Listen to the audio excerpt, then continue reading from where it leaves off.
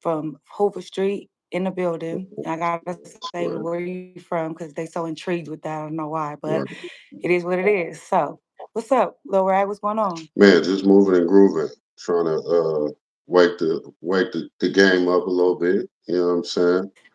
But All right, all right. definitely, it's a privilege to get the invite. I appreciate you bringing me on your platform. You know what I'm saying? Allowing me to speak. All right. And let me just say this first, right off the bat. Like, I love your demeanor. You seem so mature and just so like it's yeah, Yeah, it's thank nice. It's you, refreshing. thank you. I mean, Okay. I like to say that some of us are gentlemen gangsters. You know what I'm saying?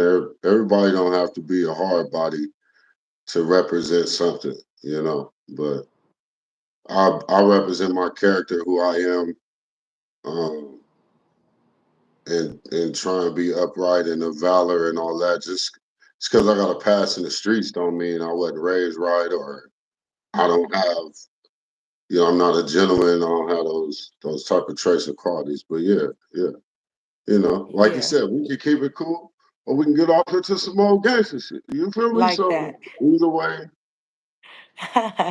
Right. That was definitely appropriate. All right, right, so let's just get right into it. So first off, um, let's just get a little bit of your background. Like, what block are you actually from? Because who is really big. right. We You run from the know. '50s to the hundreds, from the '50s to the hundreds. I represent 52nd Street. Oh, The last of the Crips, the last of the Hoover Crips. Everybody else is criminals at this point. But my history within the set. Let's see. I started in '97. Is when I became officially a part of the set, and my story was unlike some individuals who was born and raised right there in the set like that. I was in group homes and foster homes. So I used to run away from the group homes and foster homes and fuck around in the set.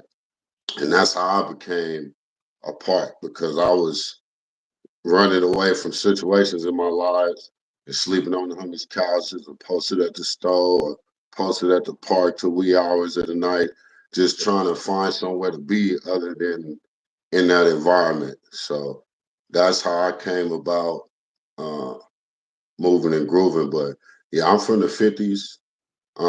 '97 shit is it's been a while, you know. Seen a lot of homies come, seen a lot of homies go. Uh, then sat down for this. I've been shot 5 times for this, you know. Uh, all of those things that shouldn't be epitomized or glorified, but it's the things that you deal with when you sign that contract. right, right. It's the possible things that you can deal with when you sign that contract. So yeah, I went through those things. Okay. So, you say you moved around a lot in group homes and stuff like that. Was that for a particular reason? So you know what, and it's perfect that you bringing up this too, because I was gonna bring it up later, but definitely I got a biography out. I'm a self-published author also. You know what I'm Oh, saying? And so it's about my life story. You know what I'm saying? So all the questions that you ask it, I actually written in chapters in the book. But I was abandoned by my biological mother when I was 3 months, and my father was really never in the picture like that. So I was moving around, even as an infant. I was living with different people and all this other type of stuff. So that type of stability and foundation, I never really had it from the jump, you know. And then once you get put in DCSF, or most known as the foster care system, that's just kind of like the it's like a pipeline to the prison system. You know what I'm saying? They don't give you any structure. They don't give you any help. Um, it's just like a sheltering until you get ready to till they let you loose. So um, like I said, I don't want to give up too much because I got, you know what I'm saying, the book, you know what I'm saying. Y'all make sure we'll do all that, go over all of that a little Yeah. bit later. But at the You should same have sent me a time, picture of that so I could put it on the oh yeah, thing. I got you. I got a Okay. whole Instagram page. I'm gonna send you a copy, autograph copy, and all that, personalized to you and all that. But yeah, so just in essence, even just to round it back to the hood shit is just like some people were in that situation of influence where they were influenced to be a part of this, and some of us were gravitated towards this because we were looking for a nuclear setting. We were looking for a foundation, some type of family. You know what I'm saying? Some type Right. of instrument, people that were instrumental in our growth and development. We were looking for that. So I was on that end so much with the bank, and I was looking to be a part of something, and then being a part of that, I felt it was detrimental that I had to prove myself in that realm to not just be accepted, but to make a staple to say that this is important for me. And I know now that's because of what I lacked early in my life.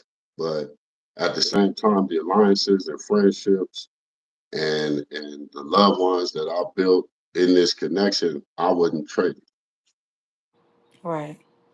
I like that. And you were very well spoken. So I like to on my platform, like you said the glorifying and all like that. I don't like to glorify the life. We come from that. It's not nothing that we want to we want our kids to do, or our little cousins, people that come that look up to us. We don't want that. We be a product of our environment, and we be in survival mode, and that's just what it is. So here I always want to give the other side of the members that I do interview. I want people to see the other side of them. This part that that shows that we are smart. We do have intelligence. We do more things than just being in the streets. Some of us graduate from the streets and become entrepreneurs, and be leadership in the communities and things like that. And you exude that energy. I love that. So Thank you. I appreciate that. I yeah. appreciate that. However, like you said, that stuff do still be a part of our lives. So I did want to get your outtake because you sound like you're very well seasoned in the do's and don'ts and things like that, how you carry yourself, present yourself. So I want to know, have you have been like watching? I ain't gonna say no, well not that so far. Let's not go there first. So since you from 56, you went to Maine Arts. Now, I actually went to Normandy Elementary Street School, and then I went to I went Fauché. there too. I went to a Normandy too. Woo woo. Yeah, I went to Normandy. I went to Saint Cecilia. I went Okay. to Normandy, and then I went to Fauché. After that, I was really shuffled around in the system a lot. I went to Frank D. Parent for eighth grade, and then ninth grade Morningside. I lived on 108th in the one way. And then Project Hope. I went to the Shaw for a hot second, and then at that point, I had moved out to. I think I stayed in a home in Rialto, so I went to Rialto High for a hot second. I went to a couple schools. Unfortunately, I never was able to walk a stage or do anything of that nature because at that time I was still in that life, Mm-hmm. and I had got shot around that time, and Around the time you would have graduated. yeah, and I got kicked out the district. I remember the principal came and visited me in the hospital, and she had told me personally, like, "I'm sorry, but we can't welcome you back." Uh, Dang. they were in fear that retaliation would come through in that area in the school or somewhere where an innocent might be. And with my track record coming from where I came from and different reports from different schools and different things like that, they just decided to just remove me from the whole district. And I had to attend adult school from that point, like night school and adult school, um, which took some time. Went through some things, and I wound up having children. So that was It Okay. wasn't conflicting, but my focus was guided somewhere different. Yeah. Okay. And so, moving around like that, how would you say that shaped who you are or who you were? Let's say who you were before we get to who you are. And when when you was outside in the streets and stuff, how did that shape that? Oh, I was a crash test dummy, so I didn't have no thought. I had an empty mind. I was ready to go at any moment. Um, Drop of a dime, phone call, and I was, and as I look at it, those who understood that about me used me accordingly. And I'm not looking Mm, at the adverse like I'm upset with anybody and all that. When you put yourself in a position and you exude yourself, hey, be ready for what comes with that.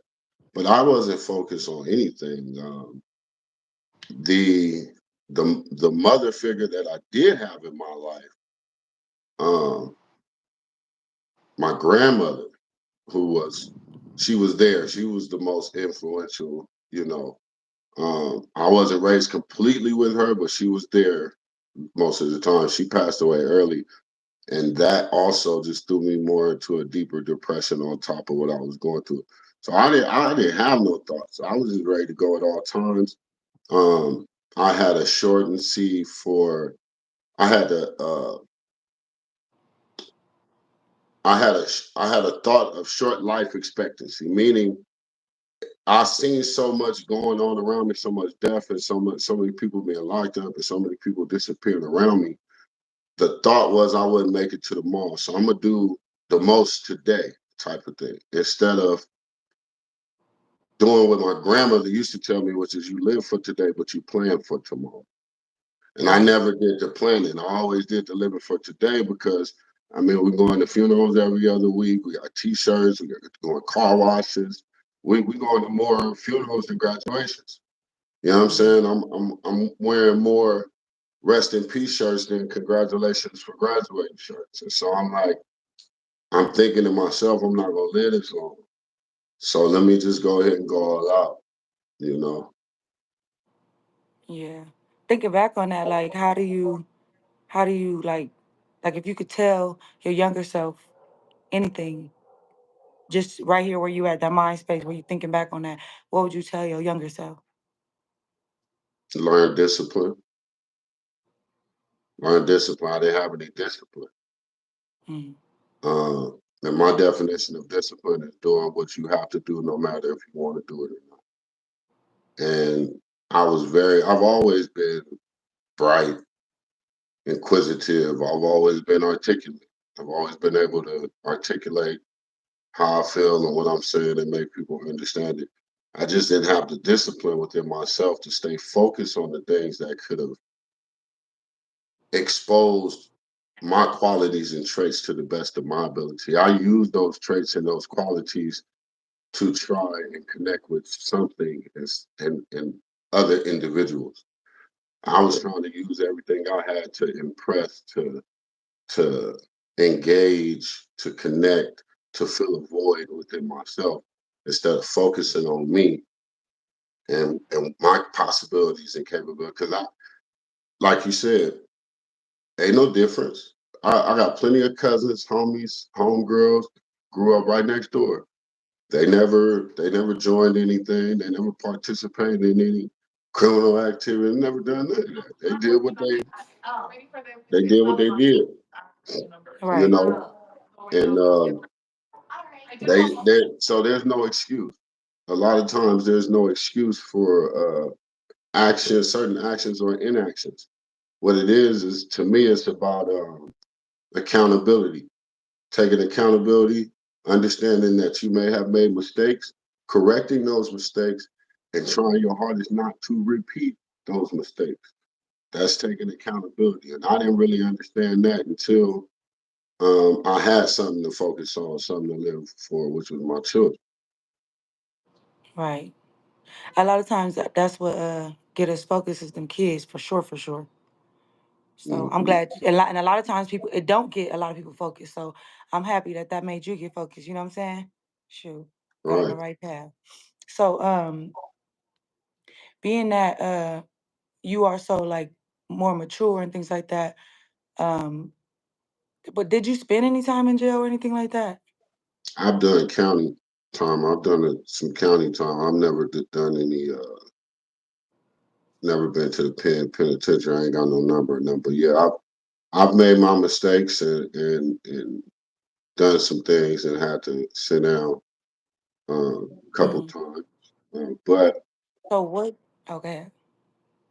that those experiences showed me, for one, where I obviously where I don't want to be, and it also gave me a deeper perception into the system that's so ready to take me there. Like they got a car waiting for you. You know what I'm saying? They around the corner waiting for you to sneeze wrong because they got a whole system that they want you to be a part of. And I understand that. I don't want to give them no. I won't give them nothing. I won't give them Right. nothing. So So what? So what? I don't know how old you are. You look young.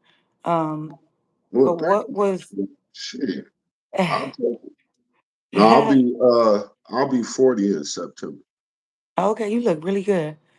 So Thank you. what? Appreciate that. So you was in county and like in the 2000s, late 90s or early two. Yeah, he was in the county like early two So I thousands, did right? some I did some during the 2000s, um 2019, 2022. That was it. We talking like 4 months here, 6 months here, 3 months here. We're not talking no long stints of time, and Yeah, we're not talking about no major violent offenses. We know pistol here, a little work there, suspending license, DUI, just yeah. making improper decisions. See, we're not really talking about going to do something for survival and trying to, that's out of desperation because this is your last option.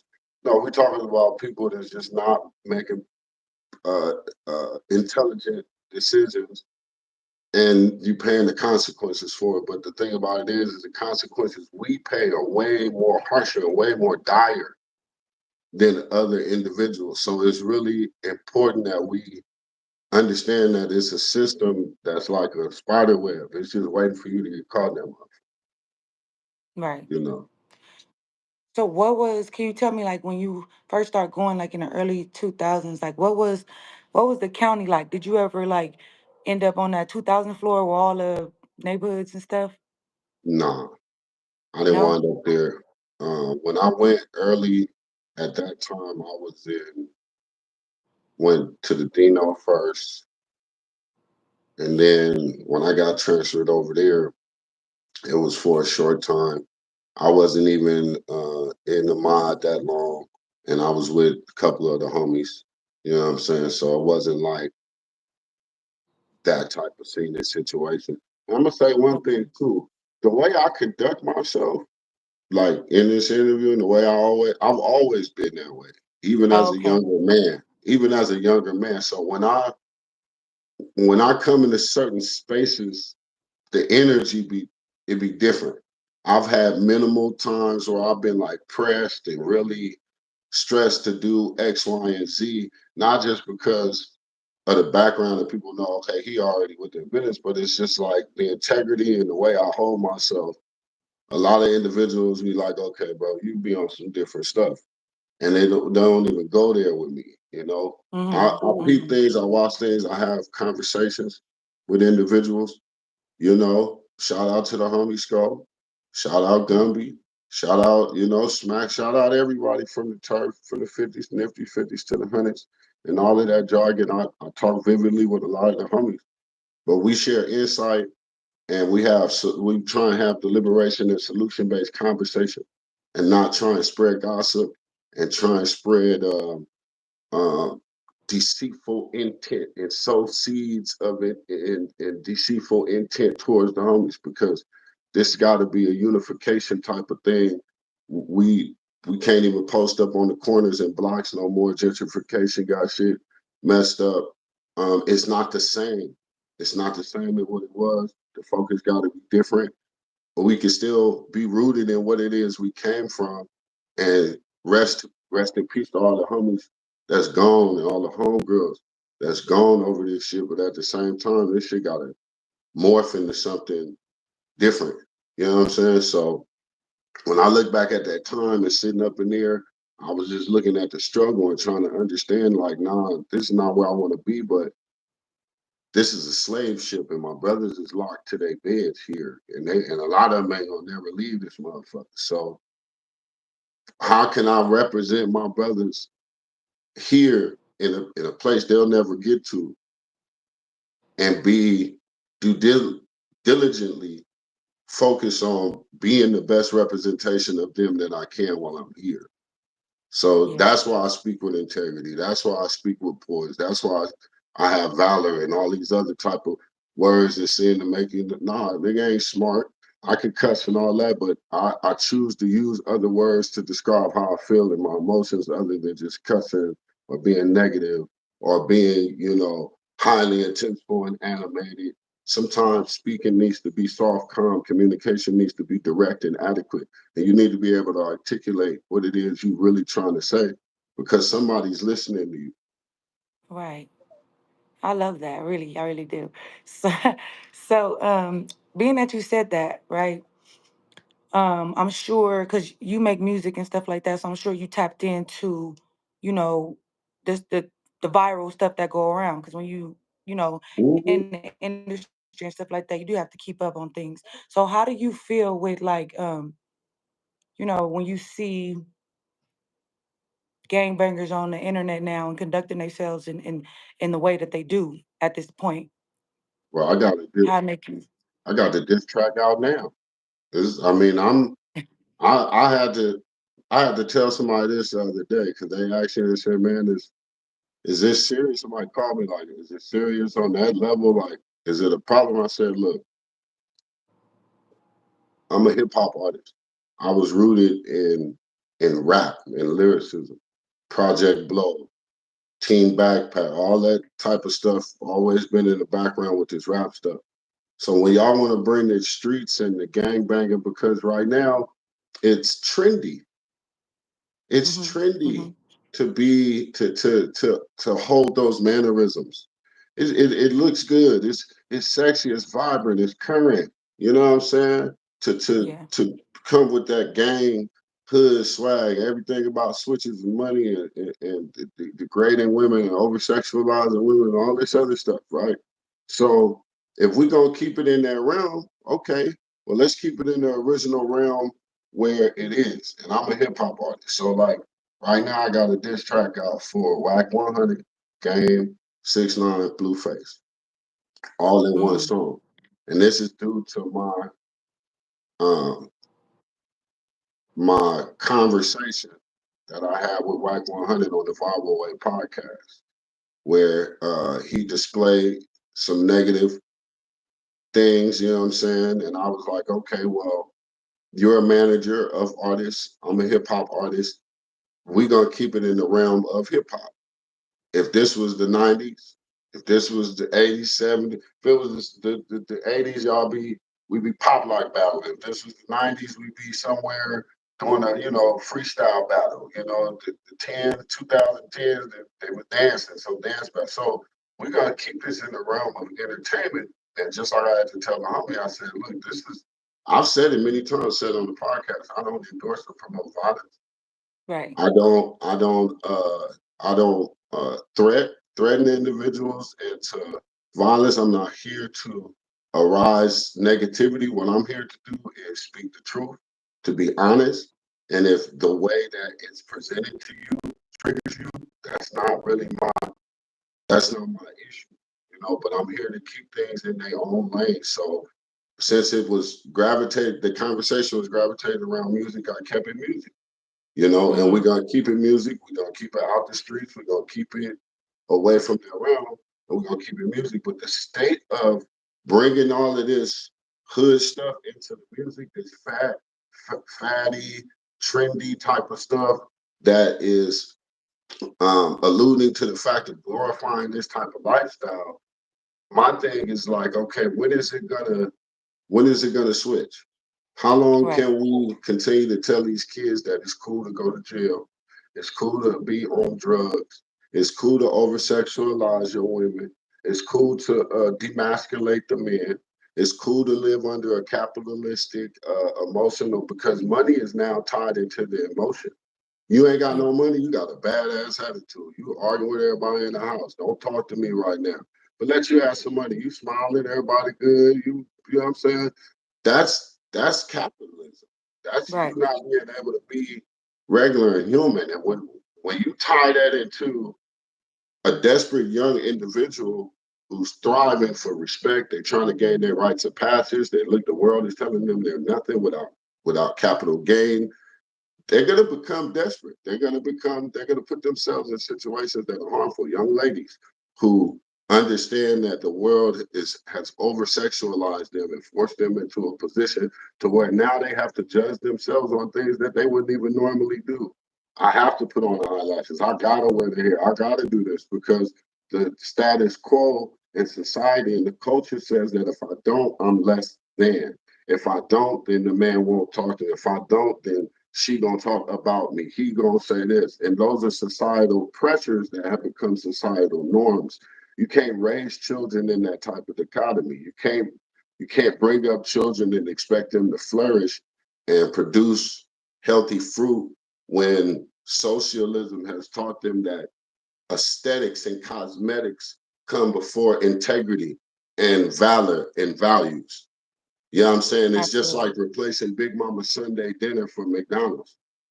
Like this is like, come on, man, what you doing? We supposed to be giving them recipes to the next generation.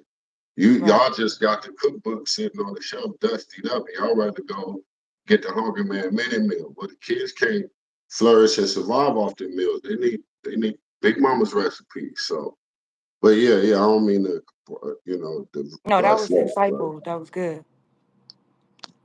So, okay, so how do make you feel when like I don't know.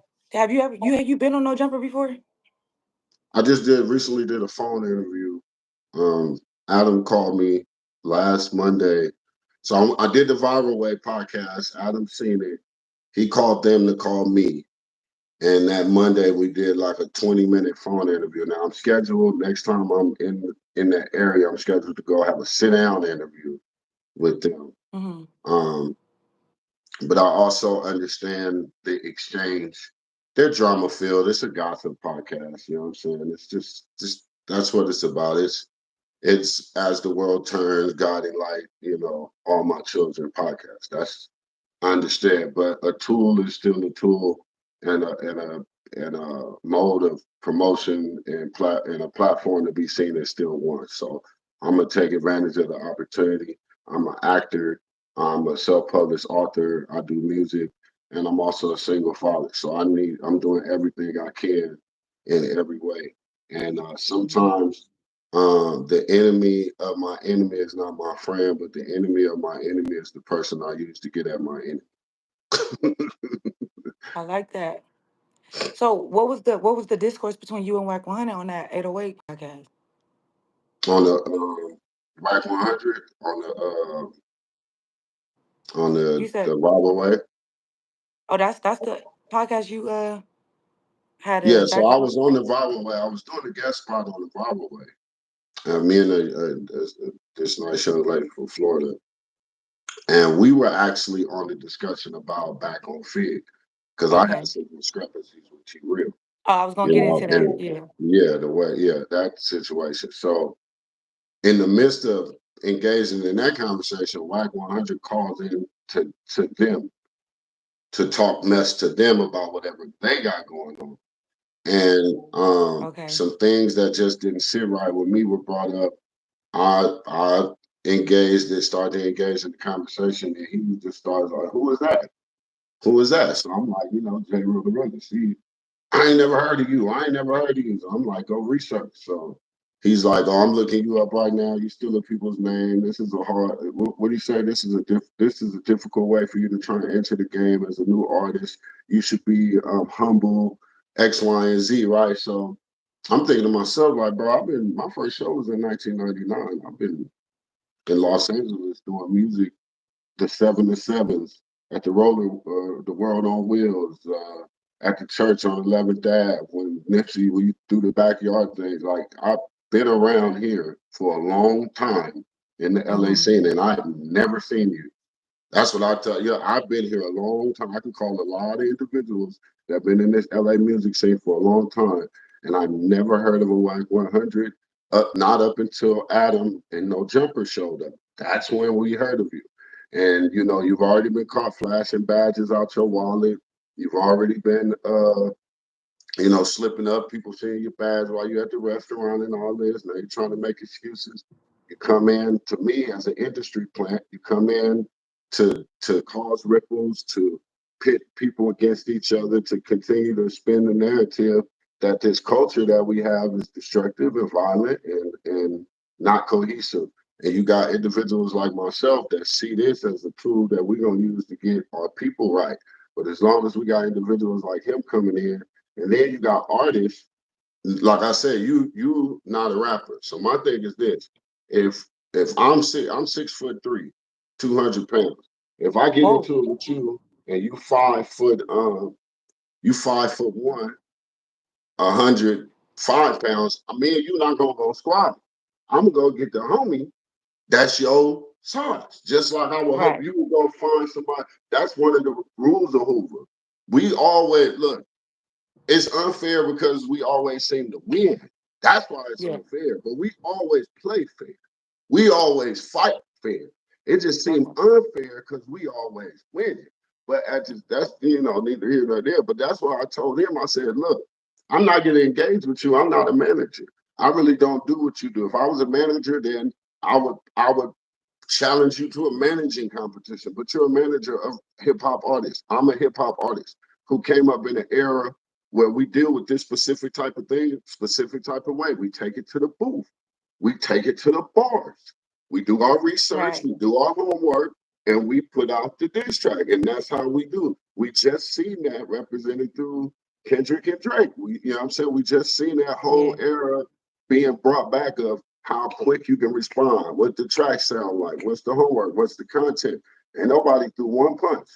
And nobody showed Right. up in nobody's house. And nobody Right. pulled up on nobody's block.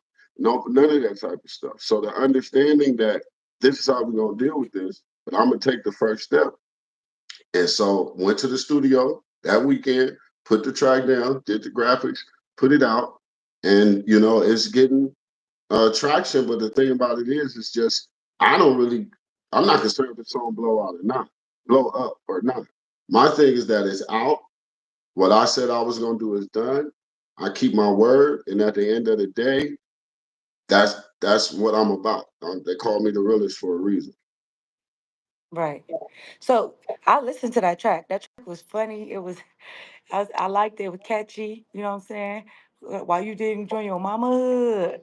You Right. so so that's a question toward who? What is that? And I'm Oh, gonna that's play it. JC on. I was talking to Do JC on that one. You know what I'm saying? do I have JC permission on. to play that later on my channel? Yeah, you good. That's open for Okay. everybody to play. But I'm gonna JC let y'all on, hear it yeah, that's later. the that's the game's actual name, Right, JC. okay. So that's and for those who know, I mean, at this point, it should be common hip hop knowledge. If you, especially in the West Coast rap, that Game's mother was from Hoover. She was from the Mm. Falls. She used to be a stripper at the Honeybee in the hood, and she was from Hoover. So that's where I did that. not know his mama was from Hoover. Yeah, his That's mama was. crazy. Yeah, his mama used to strip at the Honeybee in the turf, and she banged the groove, and so that's where that initial. So it's hip hop, it's rap. We doing Yeah, double entendres. We doing hidden clues. We want this is what we want people to go back and say, well, damn, why did he say that? Why you didn't join your mama? yeah. Where Game Mama from? And go back and look and say, oh damn, Game Mama was from Hoover. Oh shit, he from Hoover. Now it all makes sense. This is the art of doing. It does now Yeah, to me. That's how it just yeah, connected. why you didn't join your mama hood? You know what I'm saying? So, and these are things then to reference. And if you notice, there's no point in time where I'm talking about switches or Yeah. getting riding up or doing anything violent. We keeping this to the bars as it should be. You know what I'm It saying? was art. Yeah. And then, like That I was said, dope. whenever they wanna, if they respond, then it's good. You know what I'm saying? If they don't respond, good. It lets me know either y'all ducking it, y'all don't want them problems. Because it's hard for a mainstream artist to Yeah. have all that under his belt and let a no name come and just fuck. You know what I'm saying? That's hard. Sometimes you just turn your back and say, well, they ain't got the bank account to mess with me. That's the excuse. You know, that they ain't got the prowess or the, they ain't got the name to step to me. But really, it just sounds like you got murked in the bars and you don't want to deal with the problem. Man, I just seen a couple of people from LA, a couple of rappers, upcoming rappers, independent rappers come for game a couple of times. And this man, I don't know what, and these people have bars like you yourself, yes, people that actually know how to rap. And he duck it every time. He Yeah. always duck it. But So, I and mean, you and then you gonna go after Eminem? That don't make no right, sense to me. Like, I swear that, that bar came in, where he at on the front porch trying to start something with you know what I'm saying? So it's all little context clues and all those type of things in there. But at the same time, this is hip hop. We are creating content, we are creating music, and we following as it's supposed to be and as it do. I'm coming out with all types of other music. I got music coming with Pookie F and Rue, turn up songs. I got a song with Bishop Lamont getting ready to drop. So it's just not all focused on that. You know what I'm saying? But you want to talk your trash, I'm gonna take it to the studio. You know? right, as you should. So I do a little rapping myself because if you didn't know, like I have my own interaction with Whack 100. I used to deal with him romantically, and he yeah, like bro, he just a lot, and he played dirty. You know what I'm saying? He might try to blackball you in certain ways because that's how you get down. Definitely did that to me. So I did the same thing you did. At some point where a grown man is harassing you so much, and attacking your children, your motherhood and things like that, and your livelihood, and just doing all that crazy stuff for like a year and a half. I don't know if you saw that uh, picture of him on his belly in the hotel room. Did you see Yeah, that? yeah, That was yeah. that was that was my work. But bro, I promise you, I didn't. He said that was my work. It wasn't like, I promise you, it wasn't like a vindictive type of thing or a clout type of thing. Like Buddy had harassed me for like a year and a half straight, right? And kept picking at me because he knew I had it, attacking my children and things like that. And one of his close friends or his close associates at the time, he saw me dealing with him. And like you said, I'm glad you brought that up. You were LA native and you had never heard of this man before that Yeah, podcast. I've never heard of. Now, I mean, of course, without going into detail because it's not my story, the experience is not my experience.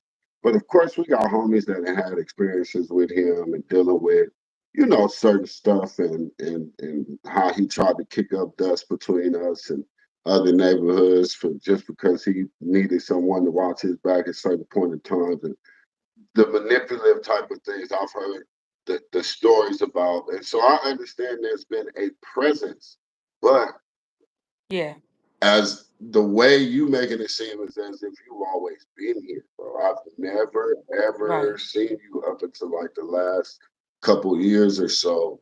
When this whole podcast thing started growing, this type of podcast culture started to grow more and more.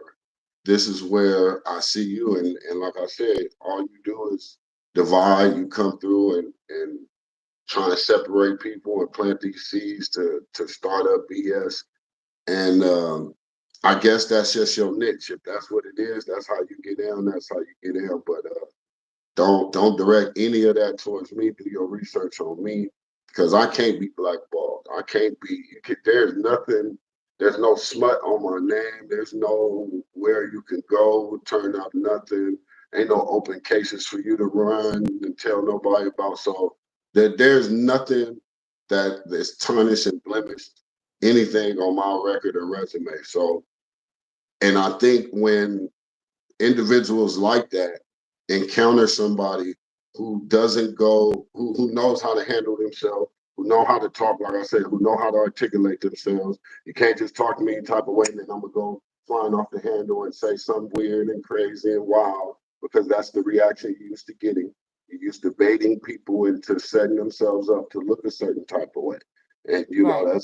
that's how you get your joys or your jollies. That's how you do your thing. That's how you work. But you Hmm. can't do that to grown men. I play chess, not checkers. Right. So for me, I don't know. At that time, like you said, you can't do that to grown men, but he's always been caught doing this to women. And not to just like go on that, but because you spoke about the diss track and stuff, that's why I'm coming to this. So, like I said, he's always been caught like really doing a lot of messed up things to women that can't defend themselves. I didn't have no men in my corner that was like at the forefront defending me, in this internet world, right? So, but like I said, I had never heard of him ever before I met him on the internet and Right, started like a relationship with him. I'd never heard who he was, so I didn't know his history or any of his habits or how he conduct himself or right, anything like that. So when I found myself backed up against a corner after a year of him, doing what he was doing to me, a white woman called my phone asking me about my children. She works for CPS, and she indirectly told me that Whack 100 is the person who had called her about me. She didn't take my children or anything like that, because after I explained to her, I think what she told me what's going on. I'm like, hey, I think this is my ex. He's mad because I blocked him on everything and let him go about his way. He told me in a text message, and I have a text message where he would say he's gonna call CPS. So when that lady called me, I was just like, yeah, he said X, Y, and Z. She said, you know what? She said, what's his name? And I told her the name, like his real name, Cash Jones. And she was like, huh, because legally she can't tell me it was him. But she was just right. like, Of course. So when she But did she that, can she was deduce if it's really a situation of abuse or if there's just somebody calling trying to. yes. Right, So she was like, so she was like, I'm gonna tell you that like this. She was like, don't she said, watch who you tell your business to and leave that man alone, just like that. And I said, are you gonna take my kids? She was like, no, if I was gonna take your kids, I'll be at your door, not on the phone. So right after that, bro, as soon as I hung up the phone, like out of emotion, I just went to the Instagram and I dropped that picture, right? And that's how that happened, because a lot of people be saying like, oh, why da da da. But that was my only way to defend myself. And so after that, he just kept like harassing me to where I was like, forget it, let me just get in the booth. I had a lot of like emotions inside hmm, that I didn't know how to get out. And it was like messing with me mentally. So, and I'm a hip hop lover, a music lover of all kinds. So I got in the booth and I made a diss track. And I did it to that Kendrick Lamar, They Not Like Us beat. And a lot of people say I went harder than Kendrick Lamar on there. So right. when you get a chance, I want you to listen Yeah, to I'm it gonna because check that out. yeah, Definitely, I'm gonna check that I out. did my thing, I think. Yeah, Yeah. Yeah, I just wanted to say that part right there. But yeah. I think. so move. I mean, not to cut you off, but just to kind No, of you good. cut, just to end that right there. When you dealing with individuals of that palace is something for me that's always conflicting, but like I said, I've learned how to deal with them separate, and Hmm. not let it get me to a point. Because that's what people like that are looking for. They're looking for that rise. That's what that's what his whole career is built off of, drama. Like I said, he's the All My Children Guiding Light as the World Turned podcast member. It's just Yeah. drama. It's where is the growth? Where is the development? Where are you? What are you doing to help implement change in the areas that you creating bullshit in? You know what I'm saying? Because you ain't helping nobody out but yourself. And like I said, you can't be getting paid that much money to be doing what you're doing. So my thing is this: why you drive so hard to drive these seeds of opposition and negativity if you're not working for them people? You got to Yeah. be an instrument of them folks, because why else are you going so hard you understand what I'm saying? Like, Yeah. why are you going so hard in the areas you are to cause the bullshit you causing? Because you were sent here, bro. You ain't find your way here. You were sent Right. here. But that's Right. That's supposedly, and I'm not that though. That's just something that's not confirmed or denied. I'm just saying from my personal perspective, I'm deducing what I think it looks like. I'm not Yeah. confirming that. I don't have any information or facts that prove that. All I'm saying is that we did see that badge. Who Mm-hmm. walks around with a badge in their wallet? You're not a security guard. You what? Why would you have a badge? You know. Right. So I leave things like I said. I'm a realist. I see it for what it is. Um, and I don't really give a damn about how people feel. It's just what's real is real. So Right. So how you feel about did you watch the Gumby interview I watched. for No Jumping? I watched I know he did a couple that had some split up. I didn't get the chance to watch the whole thing in totality.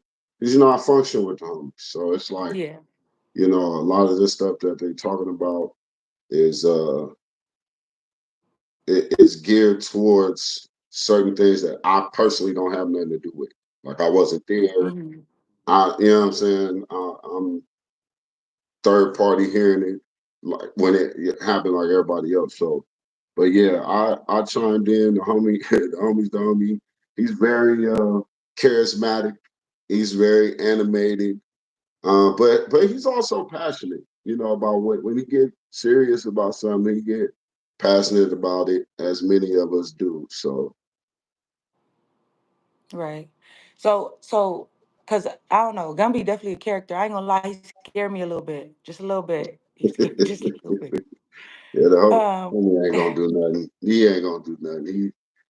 He good. Like I said, he's just very eccentric. He's very animated. yeah. So okay, so do you know your? I don't know if he your homeboy, cause Gumby said something, but from my knowledge, your homeboy Young Hawk. Yeah, What's your yeah. feelings on how he went up there and portrayed Gumby?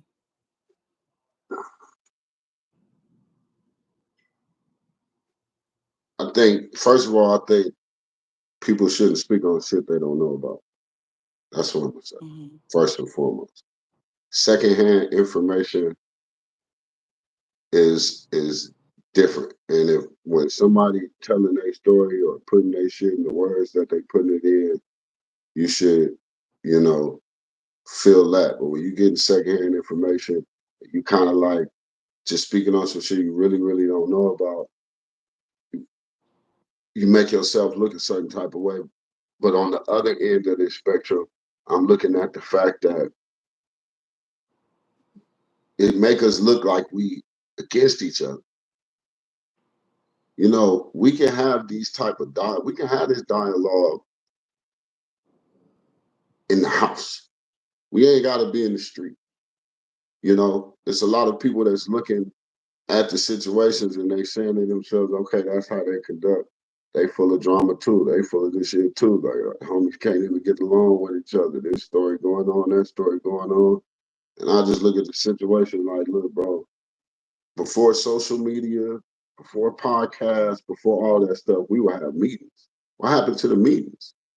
We don't even Right. have meetings no more. We used to have whole meetings where we would come together, food would be cooked, and all of that. You know what I'm saying? Like, and we would sit down and deliberate and talk about what's going on in different sections with different hoods, what's going on amongst the family, and we would find resolution right there amongst each other. Now it's like I could be on this side, I could be on a whole nother part of town or a whole nother state and go on a platform and talk all this shit. I don't, Right. you know, whatever it is, it is. I'm just saying, I'm not gonna say I don't respect it or not.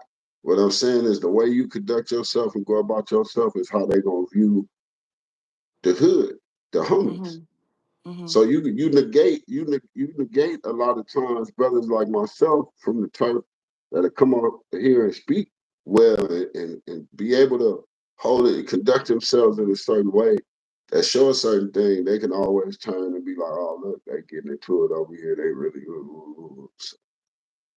I just feel like homies Hmm. shouldn't be handling shit on podcasts and talking all this. Like, deal Right. with this stuff in the hood, deal with it over the phone, do like don't put it out in the world like that and make it look like we divided and make it look like we don't have it together after all these years. Motherfuckers been from the turf 40 years, 50 years, and motherfuckers are still acting like this is a front yard scrap. It's not that no more. We got to be more intelligent about the way we move and how we deal with stuff. So, but that's all I'm saying. And he looked real young. Like to me, it's like the stuff you speaking on, you wouldn't even be privy to like firsthand. You're very young, you know. Right. So that's one thing that I thought too. So yeah. And Yeah. then okay, so then there's this dude, Dream Foreign, right? And I don't know if you saw his clip, but he on there and he talking just like how you said, out of state, Mhm. probably ain't never been to LA. And if he have, you ain't been in the 50s, the Fados Hoovers, these areas that you're speaking on, you know, you ain't did that at all. I know he didn't. I know he didn't. He can't know nobody from Hoover, like legit from LA. So it's like you over there and he's speaking and he's saying basically like he's accusing the Hoovers of being homosexuals. Let's just put it out there.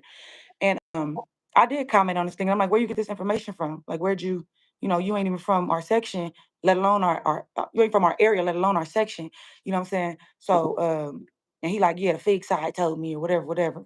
But like, he definitely, and not just him, it's a couple of people that's out there that's basically trying to put that stigma on the Hoovers. Now, I would like to hear your take on that, especially you being from Farouz, because a lot of those rumors come from that area. Right, right. When they talk about, the homie, Fat Rad, a couple other homies, you know what I'm saying?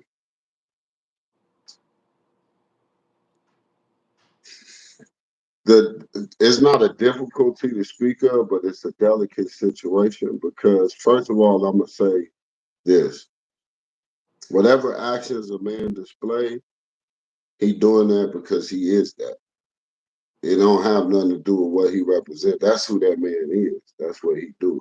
Now, as far as the situation about what they saying happened to the homie or whatnot through a third party situation, you talking to a nigga that's talking to a nigga that's talking about a nigga. You know what I'm saying? Mm-hmm. Like, what are y'all talking about? You don't have no facts straight. You was not there. Well, we got individuals that was there, that was present, that was standing right there, who can tell you vividly what happened, what didn't happen. So, in that respect, as far as like what he talking about, all this the homosexual acts and all this different type of stuff, I'm not I'm not denying or condoning because the reality is everybody got somebody from their hood like that. Just like everybody got somebody from their family like that. So I would sit what I'm saying is I can't sit up here and legitimately be like, no, ain't no homie from over gay.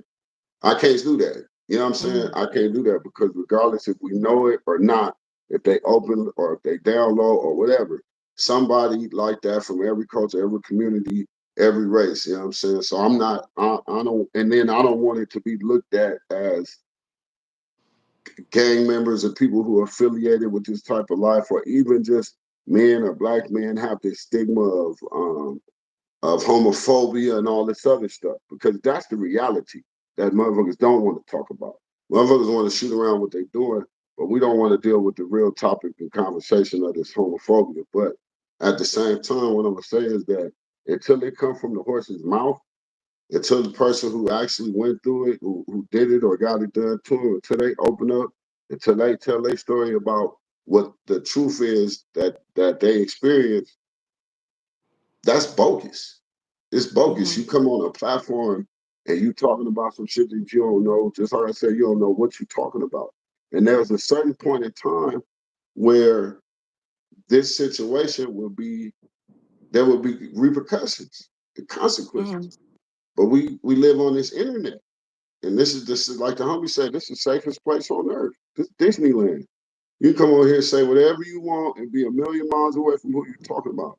And it's easy to do that when you don't have to pull up on 51st and get your t-shirts. It's easy to do that when you ain't going to Slauson to get your shoes. It's easy to say that when you ain't going to the Delamo.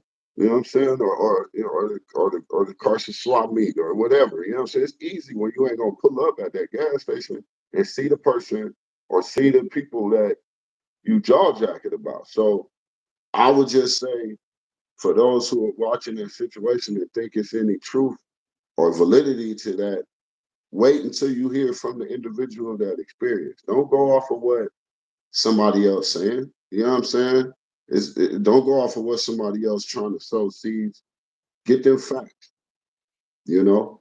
But yeah, I'm not, like I said in the first place, I'm not gonna sit here and deny that homosexuality don't exist in the hood. I'm not gonna deny that. I'm not pointing finger. I'm not saying that the individuals we talk about are that or is not that. But what I'm saying is that I have to state that first to build an understanding for those who are listening that I understand that this is something that exists. I'm not saying it's a problem or somebody's lifestyle choice was right or wrong. But for us to act ignorantly like it don't exist and ain't nobody ever went to the pen and been that way or already had been that way before they got there and had the opportunity to indulge and did, it has happened. Homies from my hood have it has happened to them too.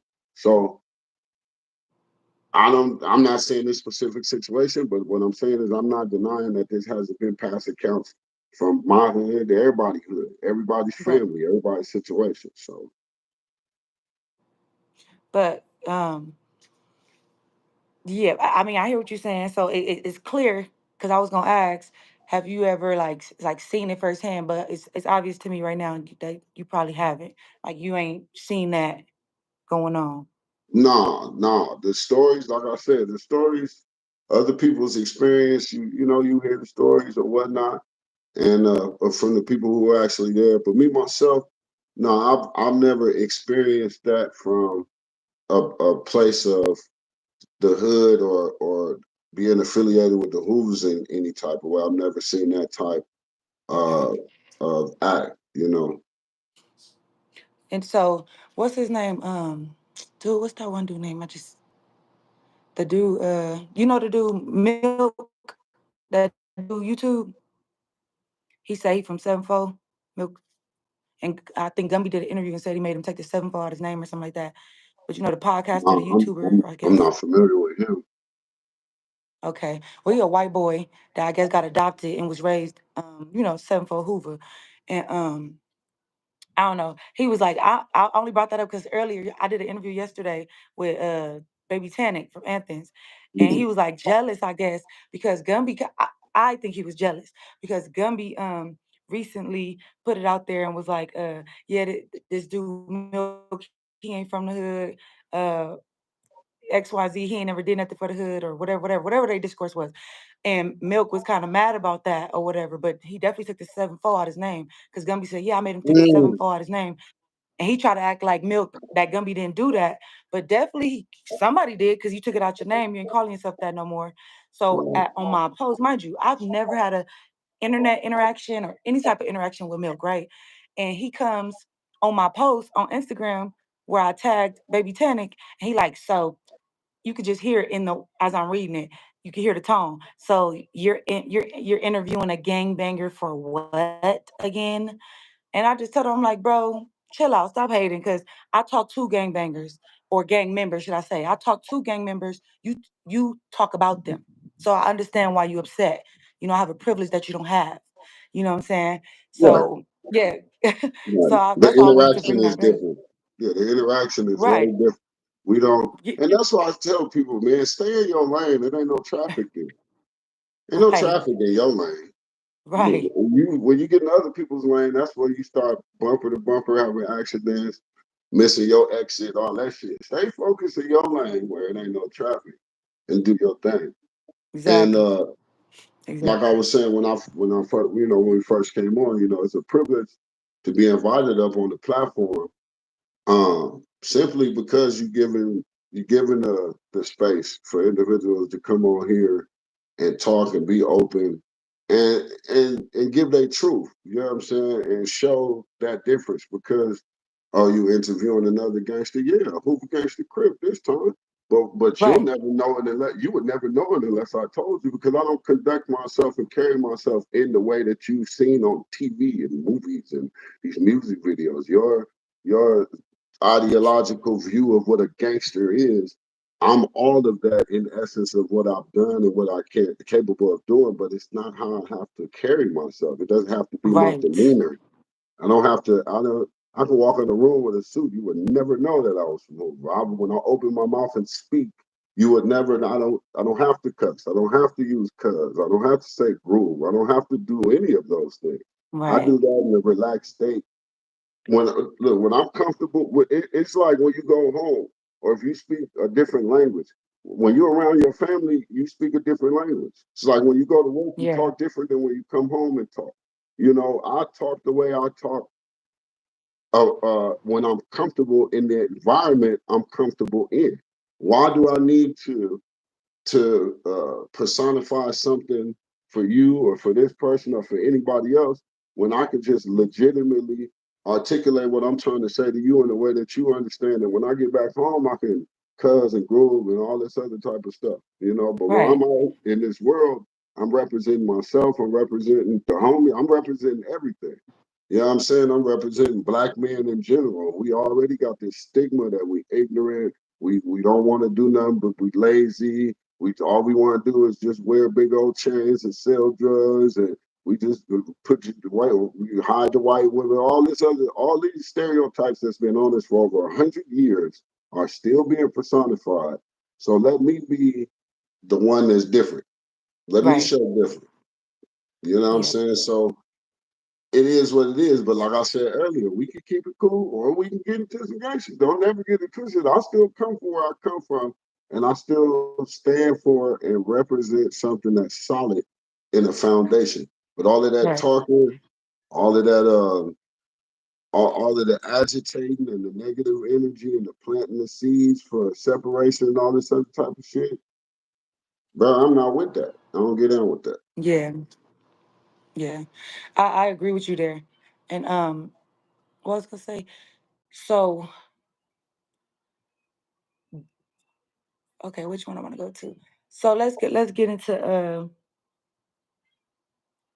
so Gumby said T Rail was, you say you know T Rail, or you know of him in some sense, right? Yes, I don't know him I know Smack. I mean, you know, I'm a father's baby, so I know the 5 ones. You know, um, that's how I'm in this conversation is through that door. You Yeah.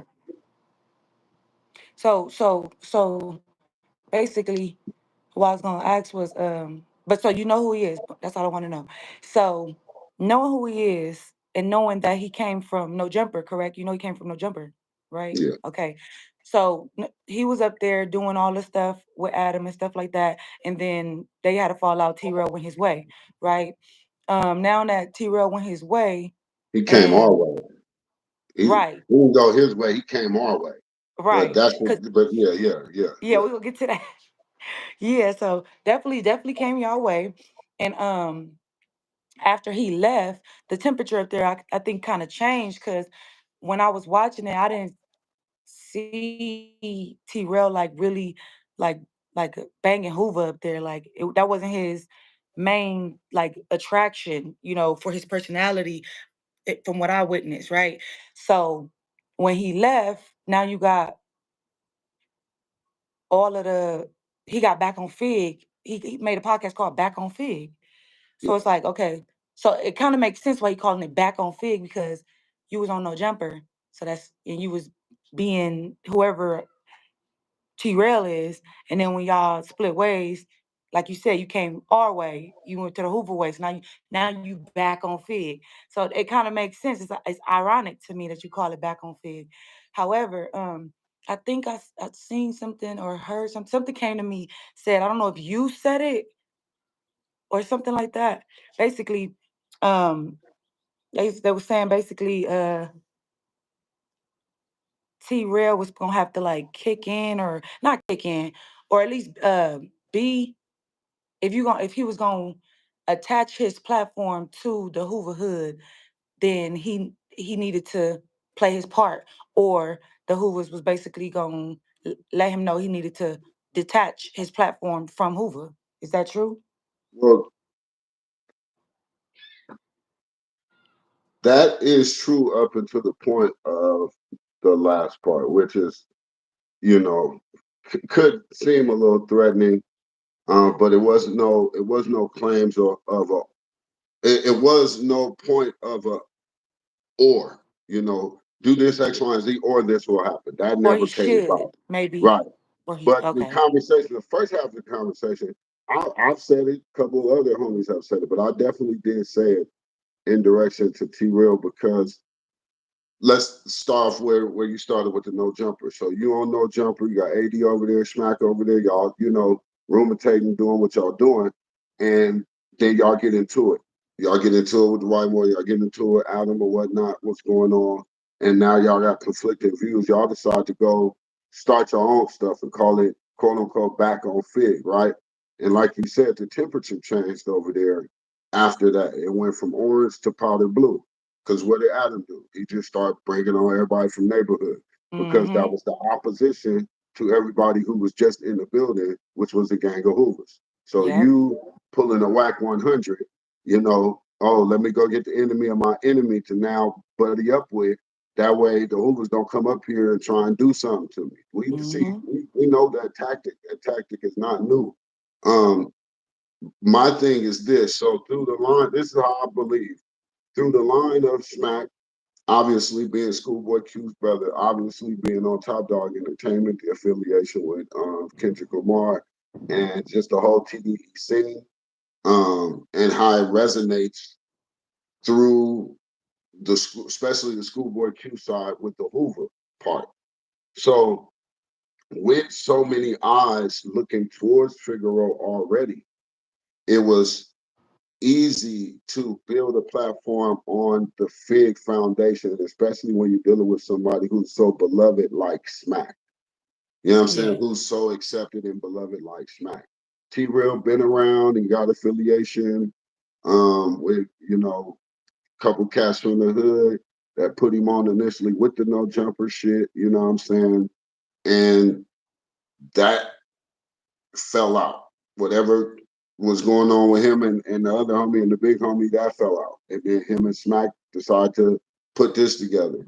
Um, what I was stating was the foundation that you're building is on the back of Figaro, and not just specifically Figaro, but Hoover. Look at your themes. Everything's orange and blue. I mean, you got Fig side all over the place. This is a no-brainer. Anybody who is not blind can see that your whole imagery and your whole platform is It's rooted in the reflecting base of Hoovers. Yeah. Hoover. You Mm-hmm. know what I'm saying? And you're not even from Hoover. You're not even from the hood. He not from Hoover. He No, from the T. Will is area. not from Hoover. He's got affiliations, or whatnot. You know what I'm saying? It's the homie type thing, you know what I'm saying? But he's not from Hoover. He is not from the hood. Smack is from 5-1. You know what I'm saying? The AD not even from Hoover. Like you got these individuals that are around this thing and not affiliated with this thing. And some of us sit back and we say, okay, cool. Like I said this about T-Rail, I said towards T-Rail, I said on other podcasts. Nobody's mad at the growth of your growth and development. No, we're obviously supporting it. Nobody has knocked on the door yet and told you to take the signs down. So we obviously are, you know what I'm saying, Yeah. endorsing, promoting it. You got a lot of the young homies that are now inquiring about how to do podcasts and how to become how to understand how to do engineering. They're buying laptops, they're buying microphones and stuff because they see the progress that you're doing in the name of what they believe in. So I'm not even mad at that. If you can get a couple of these young knuckleheads to go start a podcast because they trying to be like y'all instead of being on the block, I'm with it. Right. You know what I'm saying? I'm Right. with that. But when you just like high school or church or any hood, everybody got their little cliques. Everybody got their little cliques, their little homies that they deal with. I'm from Father's Hoover, but I would be remiss to tell you I know every single individual that's ever banged Hoover or is a part of Father's Hoover right now. I don't know every single person. You know what I'm saying? But at the same time, for those I do know, within that group, there's a group of closer, tighter knitted individuals that from the hood that I've shared personal experiences with. So I'm closer to them than some of the other homies that I do know. And when you decide to share and give the perception that you doing something for the hood and for the homies by letting the clique, which is a small percentage of individuals, let them eat, it gives the perception like, oh yeah, he worked because I had a lot of feedback. Oh yeah, he didn't have this person up there, this person up there. Yeah, them the people he fuck with. Them the people them the people that got him up there. He ain't got them up Mhm. there. They got him up there. You know Mhm. what I'm saying? TF, Smack, and all these individuals that really represent the turf, that really have these connections and can make these phone calls, traffic, and all these individuals. They got him up there. He ain't got them up Right. there. So Right. when I look at that, I say, well, look, homie, Hoover's not a credit card. You can't just swipe the card and purchase things and acquire things and keep getting more and more and more and not paying your monthly due. And I Right. ain't saying that's got to be in um, finances or money or anything like that. But it's like this: if I'm running a situation like that, and I see one of the homies or an affiliate of what I'm participating in that's trying to get on, and I got a platform where I can really give them some shine, and I see them working, I see them grinding, and they tap it on my shoulder. Some people say, "Oh, you grind, it ain't nobody's job." No, it is because the stairs that you walk up on, we build. It's like building. It's like building stairs in a house, and then I build the stairs in the house. You walk upstairs and tell me I can't come upstairs behind you. I Right. built the stairs. Right. Hoover built the stairs. Right. So you should be looking at the people that laid the foundation and saying, okay, I can't let everybody in the door, obviously, but let me look back at certain individuals. But when you choosing to ignore certain things that's being said from individuals that laid the foundation of this shit, niggas that have spent 20 years, 30 years in the pen behind this shit, you choosing to ignore and go chill on boats and have grown ass men pour alcohol in your mouth and you out trying to do cooking shows with your girl and shit. Like I said on the other podcast, nigga, go get you a E channel show or something. Go get a show with the Oprah network or something, bro. Because you obviously, and I'm not mad at your personal growth and development. And I see great things in your future. Good. Y'all doing Power 106. I mean, y'all got the radio thing now. Y'all evolving. I get all of that part, but don't forget who got you to the second floor. Don't Right. forget, you know what I'm saying? Don't forget who the foundation that you had to walk on. I don't care if a motherfucker come get me or not, or the homie Gorilla Hebrew or any other individuals that back on Fig has looked over because you can't say you didn't see us. We in your face. We Right. there. We in the turf. We in the hood. We're back. Like I said, I am Fig. I was back on Fig the day I went to that interview. I went to Fig, saw Smack. It was like 8:30 in the morning. Got a t-shirt, jaw jack, blue one. Went to the Long Beach, did the Vibe Away shit. Then drove 6 hours back out to Arizona to do some shit. So we moving and grooving, we doing our thing. But my thing with the whole T Real thing is that, and people have suggested them changing the name. Call it the T Real Smack Show or call it something else, because People from Hoover. individuals from Hoover, they talked about it. Adam said it, on his podcast on No Jumper. A couple other cats I've heard talk about it. It might be, and like I said, I'm not saying that in a manner of a or else or you're gonna have a problem or anything like that. It's what it is. It's a genuine nature to have an understanding of humbleness and say, look, if I'm not going to open the door for the people that laid the foundation, no matter what's going on, then maybe I should consider being respectful and switching up the name. You know what I'm saying? Because you using it as a platform to get somewhere else higher than where you're at, and the people who are lifting you up, you just stepping on them. You're not gonna pull them up when you get up there. You're just stepping on them to get where you're going. And it's cool you got a couple homies on there. It's cool you doing your thing and all of that. But at the same time, bro, you only bring on people that you know is gonna boost your numbers, boost your ratings. The people you only bring up subject matter that's gossip filled, town talk, Hollywood talk type shit. Um, and you decide to highlight and spotlight artists that you can build leverage with and try and build a connection to get yourself up there. So that's why you got RJ on there. That's why you got, Yellow Hill on there. You see him coming up. These are why you inviting individuals that already got a prowess in the setting in South Central up there. So it makes you look a certain type of way. But what about the developing individuals that's really out there putting in the work? You know what I'm saying? So yeah. Right. Right. I agree with that. So essentially, you're not saying like, "Oh, we trying to strong arm you or extort you." You just saying like, "Nigga, pay homage, like reach back for Right. some Be dudes." Yeah, humble. Be yeah, humble and understand that there's individuals out here, bro, that they've been through a lot yeah. more For than that more name than that just you. pressing this button and turning this thing up. I've been shot 5 times for this shit. So Hmm. it's like I'm not looking at it any type of way and having any type of malice for what it is, but you got to make it make sense, bro. You got to make Yeah, it make sense. You know what I'm saying? Like, no, ain't nobody finna come kick in the door and strong woman. Even though I did say they can't stop me from coming on there. And yeah, when I said that, it sound in an aggressive manner, like it's some type of intimidation statement. But what it really was me exerting that energy and letting it be known that no matter what's going on, I'm gonna get myself to a place to where I'm gonna be undeniable. You're gonna have yeah, to call me and be like, hey, bro, let's get you on the show. Rather that be through music, acting, or just the simple fact that I make enough noise that you like, well, shit, just bring him on the show anyway. But like I said, certain times when you say things with a certain type of energy, people can take it the wrong way. They don't understand. They want you to make it in a way that's not threatening or makes them feel better or, you know, say it in a way that I like. And I don't do that. yeah. I want to say what's real.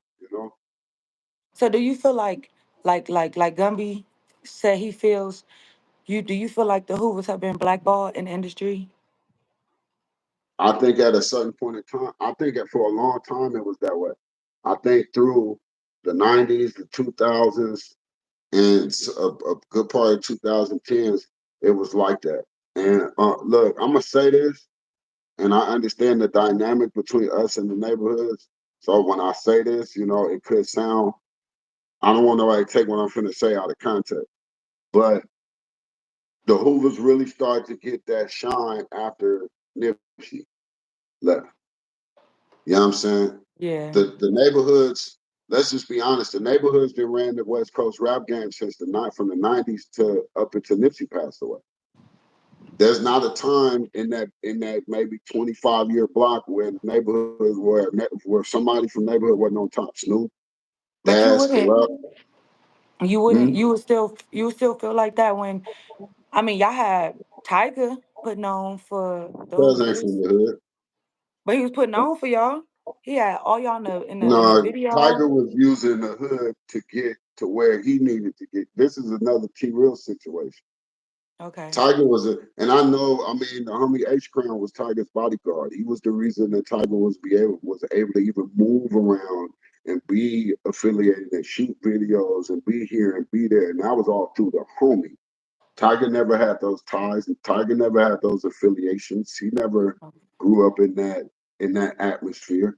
He got around some people who was connected and individuals who could open doors, back doors for him. And sometimes that's what you have to do as an artist. Sometimes when you get into some spaces, you have to get with people who can open doors for you. But also, what comes with that is the blind affiliation with those people. See, people will see you and just like that, it's like, okay, well, T Real, damn, he from Hoover, ain't he? You would think with all this shit. Tiger, he Yeah. from Hoover, ain't he? No, what you would think. With all so like they say, you show me your 5 best friends and I'll show you who you are. So when you associate and affiliate with individuals like that, you seem to become a part of that type of Hmm. environment. But even with I'll say with Q, with Schoolboy, um, and his success,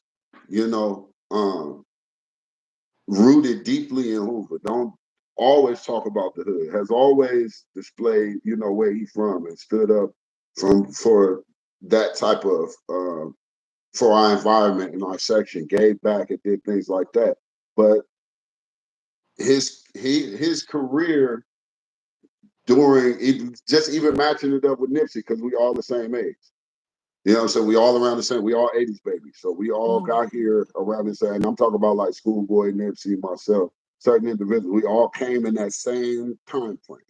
So even with Q's success, it wasn't touching what Nipsey was doing. okay. You know what I'm So, saying? but would you still call it blackball then? Because he was allowed into the industry. Because blackball is kind of like when they, keeping you out. You know. Well, well, yeah. I mean, I wouldn't say that. Okay. So let me acknowledge that and answer your first question. No, I do not think Hoover's being blackballed out the Okay. industry. But what I think is the dominant of control over the course of a long span of time have been the opposition and the adversement to the Hoovers. So there's Okay. been not so much that nobody's letting anybody in the game, but because of certain standards that we uphold, there's been a lot of work that haven't been able to get done because of those type of restrictions and those type of rules and confrontations that happen on that street level. A lot of business haven't been able to get done. A lot of alliances haven't been able to be built. A lot of bridges haven't been able to be crossed because y'all from that side, we from that side, type of thing. Do you think that that has a lot to do with the fact that like Big U, because like Big U was a very like big um presence. He had a big presence in the industry, right? And so he had a lot of relationships and things like that. So do you think that people may have been like, okay, nah, because we mess with Big U, we don't trying to put on no Hoovers. I don't know. I'm just throwing that out there. I think, and once again, this is all speculation. I don't have nothing on no paperwork that says any of this, but just through my perception and my understanding of the hood, I think Big U was really into making people pay. Okay. I think he was into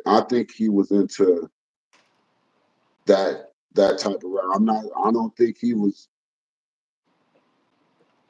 forcefully doing anything to anybody in a way that's saying, hey, I'm gonna come get you and court you. But I think individuals who were ready for that lifestyle, ready to do those things to get there, made deals, and I think things happened. And I think certain people were not allowed to do certain things because of those alliances, because of those agreements.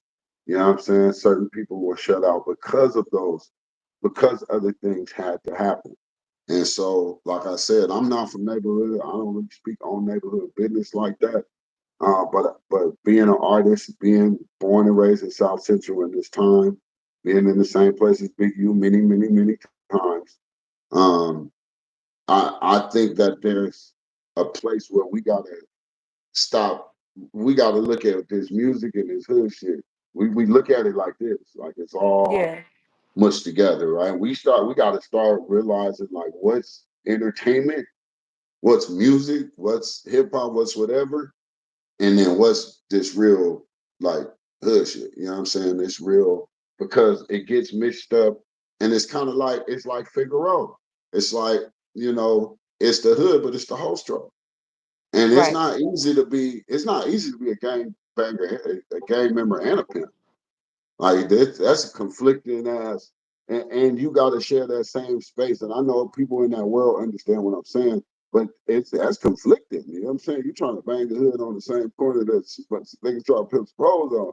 Yeah. It's a whole this could be some turmoil. And then what happens is the gangsters start thinking they the pimps, and the pimps start thinking they the gangsters, and then then that shit start to merge, and then it all goes wrong because those are two different worlds that should have been kept separate and this and that. Now, um I don't endorse any of those actions. I don't endorse trafficking or pimping or anything that. I really don't endorse gang violence. I don't endorse any criminal activity. I endorse gang unity. I endorse coming together under the auspices of what we dealing with as a gang in the neighborhood, you know. But yeah, Okay. All right. So it was a good question right there. I don't want to like go over, but they said, why you think Gumby went to No Jumper instead of back on Fig? Because he wasn't invited.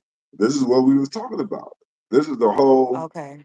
This is the whole Okay. thing So he didn't about it. Like invite him. we got homies that's and the subject. I would believe that Gumby has mentioned it, has attempted, and then put it in the air that he was trying to get on back on Fig. We all have those. Oh, All of us have that, and this is why this subject matter has to come up like this because look at the dialogue that Gumby brings. Look at the energy. Look at it. They don't want that over there. They okay. keeping their shit to a certain. It's like CBS versus BET. You know what I'm saying? It's like the WB versus ABC. You know, they trying to stay ABC over there. They trying to stay. You know, they don't want to, and they'll bring up the subject matter and the little gossip, but that's like it's like Breakfast Club gossip. You know what I'm But it's like, saying? how It's you like doing that when you still like the representation of it is the this is BET? what we're talking about. That's what Yeah. we're talking about. How is make it make sense? How are you trying to it's like what Snoop did with Crips. It's like Hmm. he just made Crip mainstream. Like now Crip is cool because Uncle Snoop does it. Like, you know, Yeah. and I'm not saying that to be facetious or even disrespectful to Snoop because he did give an imagery to a people who just saw us as one way. And now they can at least look at Snoop and think, you know, ha ha ha, big Crip and whoopie woo woo. But at the same time, it's like you're commercializing this Hoover shit. You're Yeah. commercializing it. You're turning it into a brand. You're turning a lifestyle that people have lived and died and been incarcerated and still yet incarcerated that have never come home for the decisions that they made, affiliated, associated with this. You're turning it into a label, a logo you put on a purse and give to people and sell to people. You know what I'm Yeah. saying? And you know, a logo you put on some pants and say it's cool. Wear these. This, you know, it's cool to wear these. You know, back on Fig, this is cool. The cool side of Hoover. You know what I'm saying? And that's as a perception of the hood. Okay, that's good. We cool. Lighten it up a little bit. But there's individuals out here that represent what you building your platform on that have things that need to be said, misunderstandings, and also they got stories that they want to tell. You know what I'm saying? Inspirational stories that seeing the seeing the dude with the gold and platinum record, he just reinforced the same old stories. But if I seen the homie from up the street on there, I'm gonna be a little inspired. You know what I'm saying? If I'm the little homie and if I got a choice between holding the blicky on the block and seeing the homie on the podcast talk that real stuff and change my mind and get me to thinking about all the differences in growth and development. And not only is he talking about it on the podcast, I see him in real life doing it in real life. And that's a different conversation. That's not just his shit. That's men shit. That's us. That's black people shit. We gotta Yeah. start representing. We gotta start doing different. We gotta start acting because we keep Right. blaming. We be blaming people. Even in this situation, everybody looking for a savior, but everybody complain about being saved. You know. Right. That's So true. So what's next for J Real? What you got going on next? Is it I see you acting and stuff like that. What's going on? right, we got I got a couple flicks coming up. Um, Shout out to Kenya Weir. You know what I'm saying? She just did the Raymond Washington documentary, Birth of a Crip, which I was privileged to be in a roundtable discussion. It was filmed. That should be out soon. Um, we got a flick called uh, Forced Entry. My bad. I was thinking of both movies because it's one called Hollywood Shenanigans and then one called Forced Entry, and I was getting them mixed up. But anyway, Okay. Forced Entry. Think Set It Off meets John Q.